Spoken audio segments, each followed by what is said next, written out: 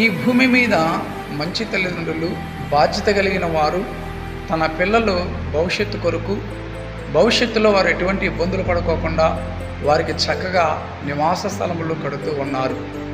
ప్రియమైన దేవుని బిడ్డలారా, దేవుడు కూడా ఆయన మంచి తండ్రి, మన కొరకు ప్రాణం పెట్టిన దేవుడు. ఆయన కూడా బాధ్యత కలిగి చక్కగా ఆయన మనకు నివాస స్థలములు సిద్ధపరుస్తూ ఉన్నాడు. బైబిల్ ఇలాగ సెలవిస్తున్నది, నా తండ్రి ఇంట అనేక నివాసములు కలవు, లేని ఎడల నేను మీతో చెప్పుదును. నేను వెళ్ళి నేనుండు స్థలంలో మీరును ఉండులాగన మీ కొరకు నేను స్థలమును సిద్ధపరచెదను. తర్వాత నేను వచ్చి నేనుండు స్థలంలో మీరును ఉండులాగన మరలా వచ్చి నా యుద్ధ ఉండుటకు మిమ్మల్ని తీసుకువెళ్ళదును.